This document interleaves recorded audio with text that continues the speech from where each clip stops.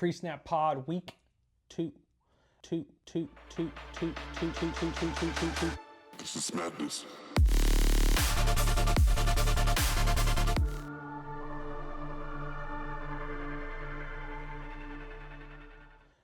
Last week, awesome week for pre-snap. We went 12-4 on our pre-snap picks. This week, what we're going to do on the podcast, we're going to go through the board. I'm going to make my picks for the week.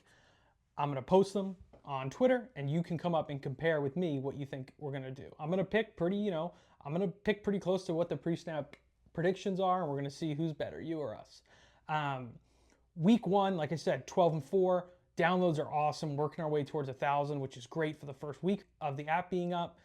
Once we get to week 5, all those pregame predictions are going to go onto the pro side. So while you got them, take advantage of them. As we build the data up, they're going to get better and better as the season goes along. And hopefully you're able to ride us last week and win some money.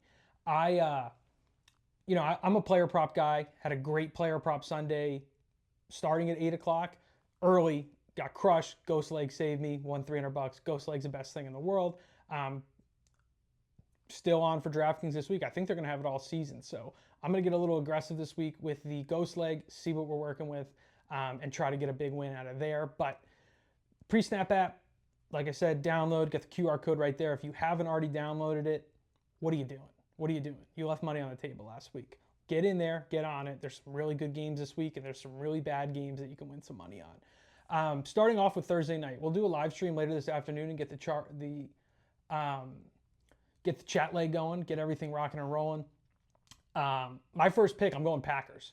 I'm going Packers for a couple of reasons. One, Thursday night, short week. Packers are playing at Lambeau. Washington has to fly across the country to Wisconsin, probably like a 3 or 4 hour flight to go to the game on a Thursday night. Always hard in a short week to be the road team. Yeah, they got fresh, a lot of fresh young guys, but it's early in the season. Packers aren't going to be worn down.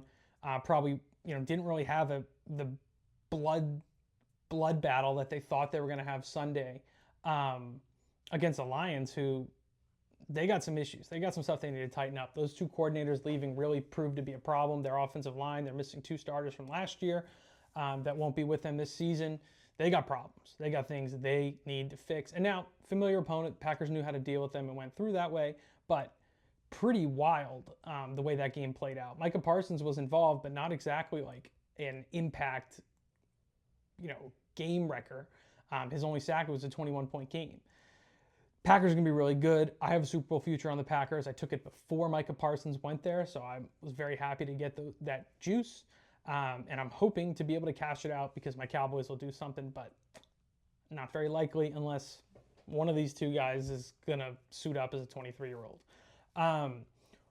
Rolling down the slate, right? We have some Packers there. We have our point prediction 25-22. That would be an under and a Commanders cover, but I'm not giving those out as official picks. I am picking Green Bay on the money line in that game. We'll go right down here because I got Bills Jets up on the board. I'm going Bills as well. Josh Allen, Justin Fields.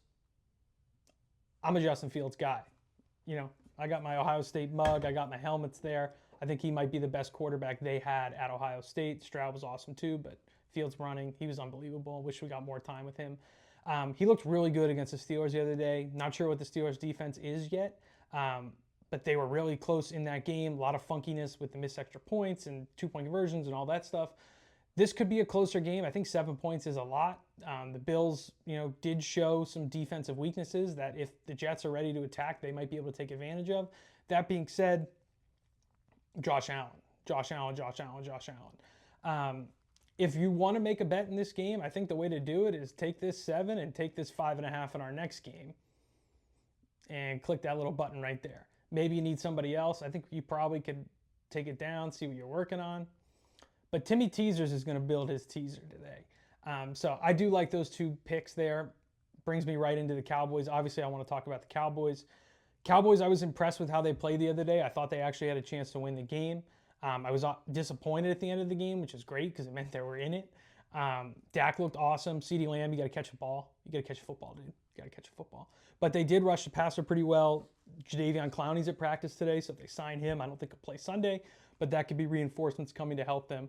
On defense, offensively, Javonte Williams. Who's this guy? Javonte Williams, man. He looked like Javonte Williams, North Carolina the other night. I'm hoping that continues.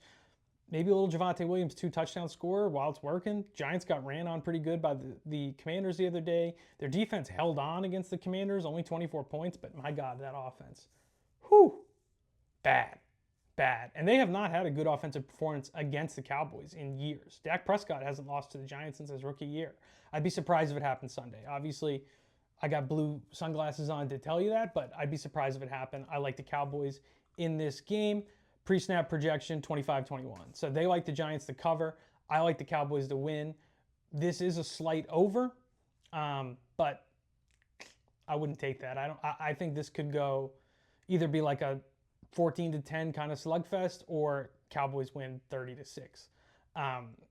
First game at home for Brian Schottenheimer, a little added boost there, and the Cowboys need it because they got the Bears in week 3 and they got the Packers in week 4. So they cannot lose this game. Can't lose 2 divisional games off the bat. Not a great way to start your season. Definitely not a good way to start your coaching career for Brian Schottenheimer.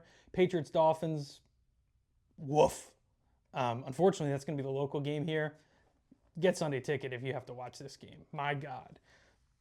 Dolphins, I don't even know what happened. I almost took them in Survivor. I talked you out of it the other day. Glad we did. I went Steelers, Commanders, Bengals in my 3 pools, and I'm living a week 2. I definitely will not be touching either one of these teams. Cowboys I'm thinking about. I hate doing Cowboys in Survivor, but they're not losing the Giants. This game, who knows what's going to happen? I'm just going to go with the pre-snap projection. We have Dolphins 22-19.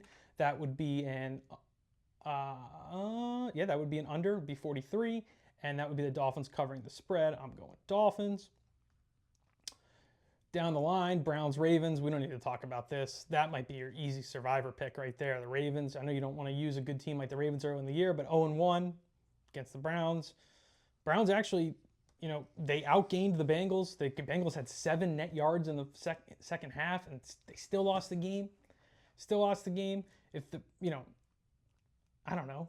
I don't see that happen. Head to head, Ravens won game 2 last year. Browns won game 1. You can't pick the Browns. Hey, maybe that'll win you your pool, though, or maybe that'll be the one that flips you against me. 49ers, Saints, kind of yucky. Real yucky. Just yucky colors, yucky teams. Injuries for the 49ers. Purdy's banged up. Kittle's out. Who knows? Christian McCaffrey could have an injury happen in practice one of these next couple days. Fred Warner was hurt early in the game the other day. And the Saints are just gross. I love Kellen Moore, but quarterback, they don't have a quarterback for next year. They're going to need to be in that Drew Aller, Arch Manning if he comes out kind of pocket. They're going to be there. Carson Beck, I don't think he'll be a first-round pick, but they're going to be in the garbage pail there. Scroll through, the last time they played was 2022, kind of like the Commanders and the Packers. Haven't played in a while. Our projection has 49ers 22, Saints 20. I'm going to go with the Niners and keep it. I'm going to pick all the pre-snap projections in this game, and you can compare against us. 3.5-point spread, so we do have the Saints covering the spread there. 41.5, that would put us at over, but pretty close. That's not, I like on the projections, if there's one that's screaming at me, that's when I like to take a spread or a total. For parlays, I usually just stick to the money lines here because we have been really good. Last year we were 76% on the money line. Last week we were 12-4. Could be a good ghost leg opportunity. And let's think about our ghost leg. So I already told you the Cowboys are going to win. I already told you the Ravens are going to win. But why don't we take the Ravens and game line them down? Actually, even better. Why don't we take the Ravens and take a Derrick Henry anytime touchdown score? And then we'll go to our next game. Or we'll go back. Okay. And we're going to talk about the next game on our board, which is the Jaguars and Bengals. Kind of a fun game. Very similar teams. Brian Callahan is with the Titans next game. That's why it's on my brain. But similar teams. Got a lot of offensive weapons. Defense, there's some question marks. Jaguars had a pretty easy game against the Panthers the other day. Thought about them in Survivor, but bought a little bit of the hype on the Panthers. Stayed away, watched the first 20 minutes, had a Brian Thomas Jr. anytime touchdown that started off that ghost leg touchdown parlay. Once he scored, this game was off. Ticket, didn't even get a quad box from me. Ugly. I like the Bengals in this game. I think the Bengals had some serious warts against the Browns last week. But, their defense is not great. I'm not going to add that into our parlay here, but I am going to go into my PreSnap app and take the Bengals. What's our projection? We got 23-20 Bengals, so we have Jacksonville covering and the under. Unders are usually pretty good on the PreSnap app here, folks. If you're looking for bets, overs are fun, but everybody takes the over, and that's why the numbers are so high for the over-unders. Something to be aware of. Rams-Titans, next game on the board. It's a 5.5-point spread, 41.5 total. I'm going Rams. I don't even need to think about this. Although the Titans did play really tough against the Broncos the other day. Broncos had a lot of hype. I'm not sure they're quite what everybody's made them out to be. We have a 24-18 victory for the Rams. I like seeing those because that means that our algorithm is pretty tight, right? Because if Vegas is having the line at 5.5, they like this number. We have 42 as the over.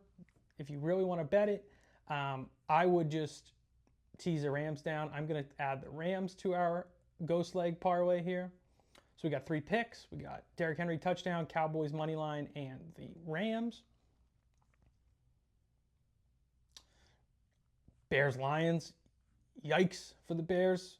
You lose a game you should have won against a division opponent. Now you got another one on the road, coming off a loss, a bad loss. Ugh. Last year, though, Bears did win Lions won in Week 16. And I'm colorblind, so I'm going to talk to the production team about adjusting these here. Lions went 2-0 against the Bears, but that you might remember that Thanksgiving game was very close. That's why Eberflus is in Dallas, that game. Caleb Williams, if the Lions still had Aaron Glenn, maybe I'd go with the Bears here because then you know that Ben Johnson kind of knows the weaknesses and the spots there. But Lions coming off a loss, don't love that there. So I'm going to add the Lions to our parlay. I'm going to add them to my picks and keep just ripping down the line here. Seahawks-Steelers should be a pretty good game. Not going to touch it betting because I think it could really go either way. We don't know much about either of these two teams. Pittsburgh's offense looked awesome.